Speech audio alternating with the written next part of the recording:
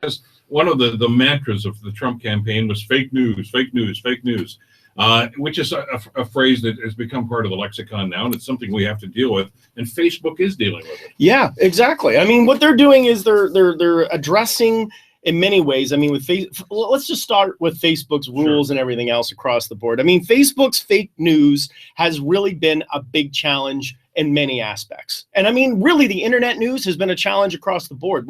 Actually, you know what, Facebook, they invented fake news long before Donald Trump did. They're the first fake broadcast. Died 5,000 times on Facebook. Exactly. The first fake broadcast was actually achieved by none other than Facebook. I mean, it's been famously known as the way to get your fake news, and it's actually caused a lot of rustle. In fact, there's been a lot of challenges when you take a look, even in my case where I posted things and I'm seeing comments, and it was intended to be a little joke, a little jovial. There's a lot of, there's one called The Onion out there, and it's meant to be a joking, but they make it look so real.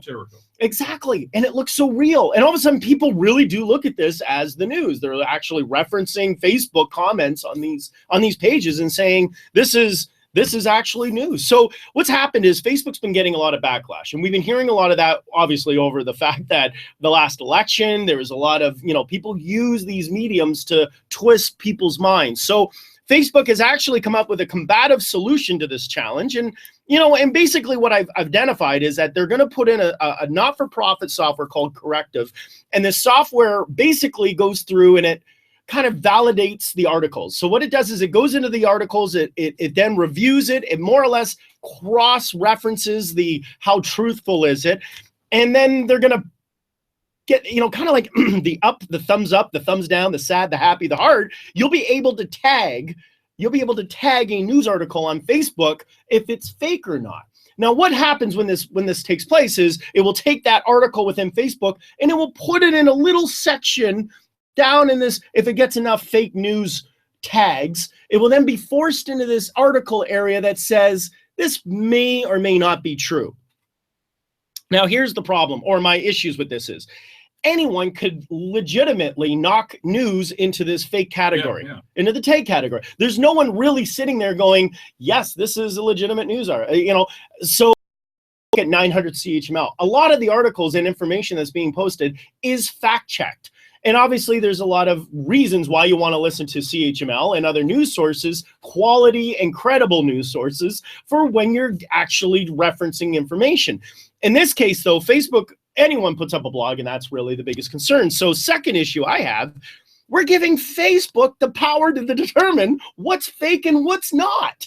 How does that come down when really there's no regulating body? In fact, there's been even challenges that Facebook has been, I would say, maliciously choosing what information to share or make popular trending. And, and I mean, obviously Zuckerberg has commented on that. But last point I really want to get is, this is actually really a bad thing. People sometimes love, and they may not really understand this is my comment, by the way. This is Adam's references to why Facebook choosing what's bad, what's not bad, what's relevant, what's not, is that I have a feeling when we start giving all this fake news, these, the tab that has I don't know what the tab will look like. Maybe it will be a green monster or something, but whatever this tab that references this article will be, it will probably draw a lot of attention to it. Sure it will. In fact, it will make it more popular than most people thinking it's, not even relevant. So this and think to myself, Facebook is really, I think they're in a bit of a challenging position right now in regards to who they are and what they're standing for as a media broadcasting source.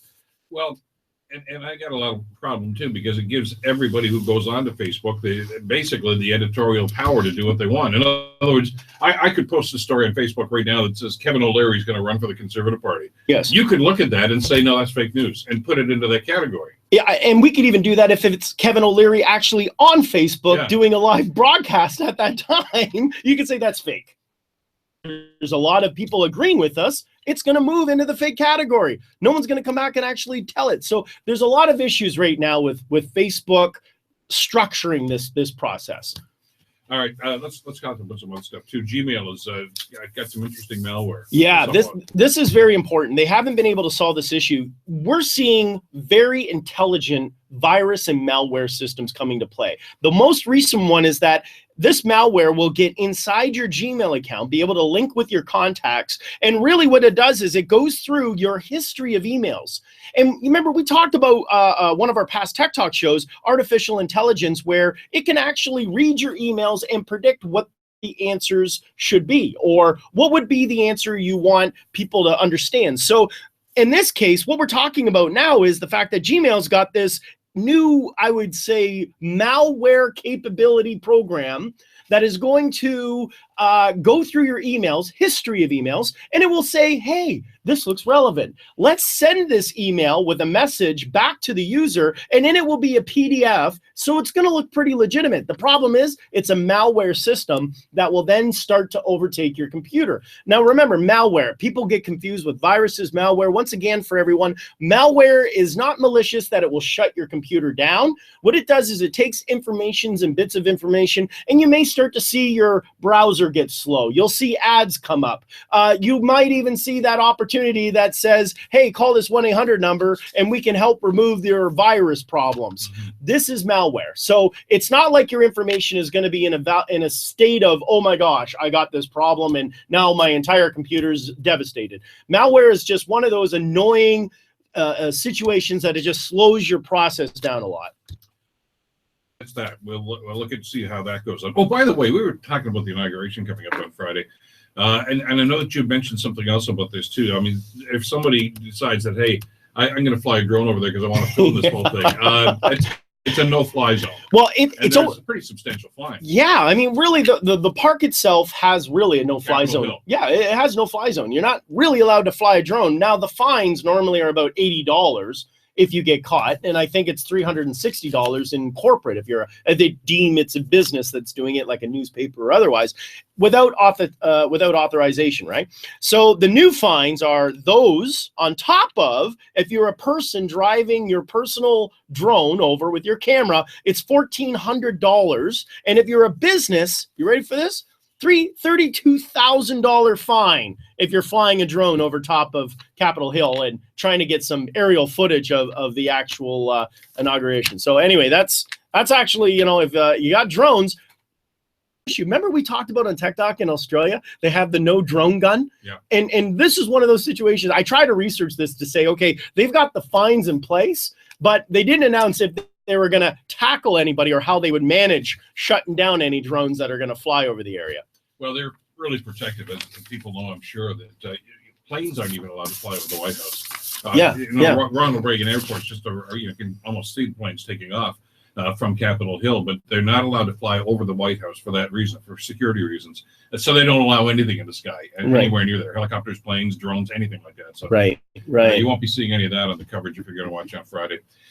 It was a good news, bad news week for Tesla. You know, I love giving Tesla not as much exposure because I do think the cars are really phenomenal. I think they're amazing. Truthfully, they're very stylish and in fact, one of our listeners that's actually tuning in, he actually test drove one on the link and was actually giving a quick update on one of the comments when I was describing Tech Talk was today on Wednesday. His comment to me was saying that he was test driving the semi-autonomous driving down the link, and he said it was really amazing. You know, what's the good news about Tesla? Because I got two stories about Tesla. The good news about Tesla is, get ready for this, they've actually created a Tesla that can go to 0 to 100 kilometers per hour in 2.1 seconds. Seconds, Bill. That's like that scene, that first Star Wars movie, you know, when they hit the hyperdrive. Boom, boom, the lights go booming past. Yes, 2.1 seconds, 1,000 to 1,000. It's at 100 kilometers per hour. That's unbelievable. That's rocket fuel jetted vehicle we're talking, and a Tesla electric car has the capability of doing that. So it's I mean, really, how much faster can you go than 2.1 seconds? So that'll get you onto the on-ramp pretty quick. It will take longer to put your foot on the gas to get up to that speed. So anyway, that's the good news. Tesla is really, I guess, why is that so important? And yay, why do you want to go that fast?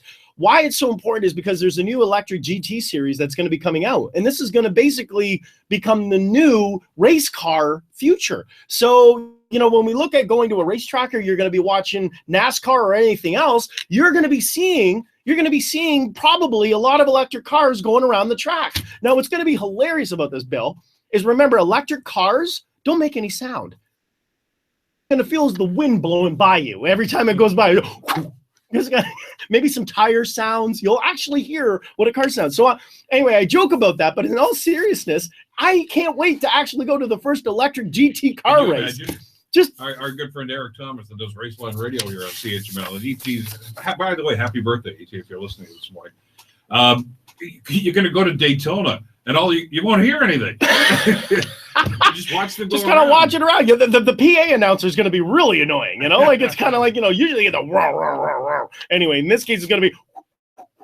And so I don't know if anybody in radio is getting the effect or not, but anyway, it's fun. All right, the bad news about Tesla. So amazing as the Tesla is, it comes with a lot of bells and whistles. Now, I'm only going to talk about the one whistle that matters, and that one whistle is specifically the key on this thing is the Tesla comes with the capability of your smartphone starting your car. Yep. That's amazing. Except we discovered, or I didn't, but someone discovered as a Tesla driver out in Vegas driving along the desert, he had to pull over. He had a dog in the back, and obviously he needed to take some business or have a moment. So he lets the dog out, shuts the car off because, he's going to conserve energy. And when he gets back in, he had no remote service. Now, he didn't have the key fob because he kind of presumed, hey, what do I need it for? I'm driving my car. My car will always be on. Realized he was in a no cell service. So his Tesla was unfortunately stranded about 12 miles, 20 kilometers outside of Vegas on a desert road. And all the issue is that he wasn't able to start the car because he had no cellular service.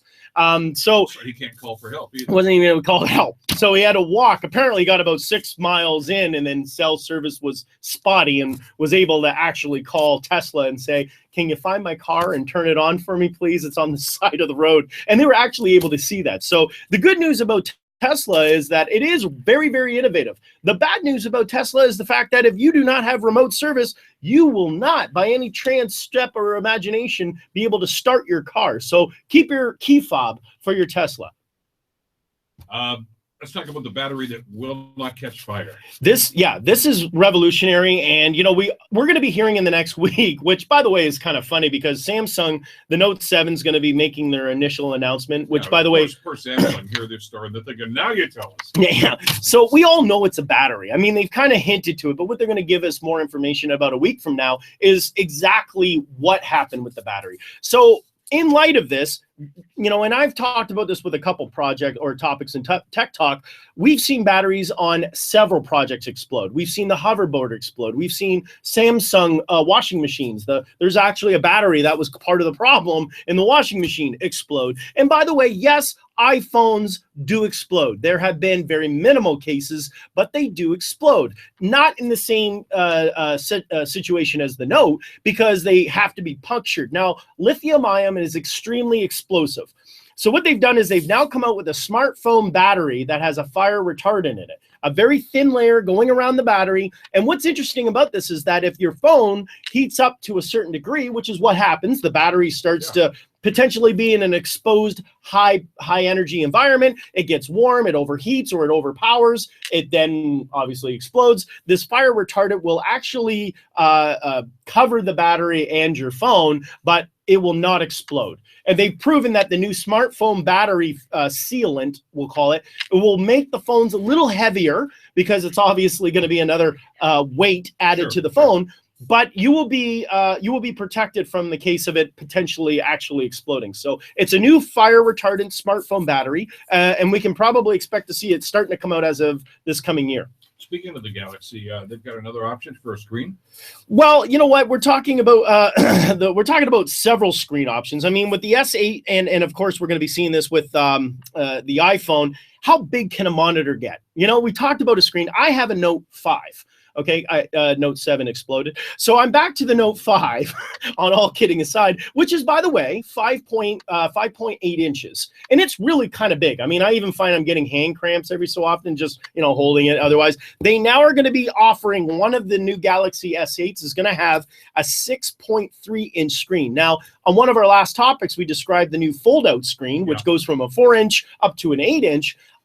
Samsung's really putting a lot of effort in screen quality, such as 4K resolution, but also talking about people want bigger screens. They want the phablet, and we can see that many people are buying the bigger iPhone Plus 7. So it's going to be quite popular. I think we're going to see a lot of models, little less on the smaller screen, much more, but 6.3 inches. I mean, just to give an example, the Note 8, which was a tablet that came out about 4 years ago, was 8 inches. So we're talking literally 2 inches smaller. I mean, the iPad is only 9.7 inches. So 6.3, that's less than 2.7 inches. So we're talking about a pretty big phone, you know? Yeah, but this was inevitable, isn't it? I mean, we're watching more stuff on our phones now than ever before. Well, absolutely. I mean, Netflix, we're talking about all of these, streaming videos, Cody's, other programs that are going to be obviously allowing us with our phablets to watch. Yeah, we're using them much better. And the fact that they're going to be 4K, keep in mind, this is the future of virtual reality. So we're going to be seeing a lot of the reasons these screens want to be big is you're going to put it in your virtual reality helmet and you're going to want to experience or make your phone instantly into that gaming structure or that visual experience. Send hugs. Oh, we're jumping into the fun stuff right now. Into it. Yeah. You know what? I always say that, you know what? There's always something fun on TikTok. I like to find some little quirky things that I think would be very valuable. This one I thought was quite valuable. Here's a product that's coming out. You get a plush little teddy bear, and this plush teddy bear you could send to someone, and it connects to an app with the internet. And when you want to actually hug someone, it will vibrate and give you the sensation that this little teddy bear is going to give you a little snuggles and a little kiss and a little hug and otherwise. So yes, this new little teddy bear is coming out, and you'll be able to actually share this with a friend or someone, you know, maybe you can't see them, but you can now FaceTime them or share with a video interface and give them a little teddy bear, and you'll be able to actually give them a little loving hug. Cute. But I got to talk to you about passwords once again. I saw this story the other day, and I thought I was going to want to talk about this. You know what? I wanted to go through this. This is becoming a regular thing. I like to do this every 3 months because they actually announce what these passwords are. They're actually making this a regular report, and I want to make it my regular duty to tell everyone here. So we've got quite an audience right now on our Facebook, and I want everybody at 900 CHML listening audience right now. I want you all to pay attention to this segment of Tech Talk. And I want you to pay attention clearly because 17% of the internet, that's 3.2 billion people on the internet right now are using these top 3 passwords. Are we ready? The first one, number 1, still 1, 2, 3, 4, 5, 6. Yes, 17% of the internet. 17%. I see why they would, though. I mean, you know, no hacker would ever think. Well, okay, that's fair. But just to make it a little more challenging, because sometimes they'll say you need more digits. The next one, second place, is 1, 2, 3, 4, 5, 6, 7, 8, 9.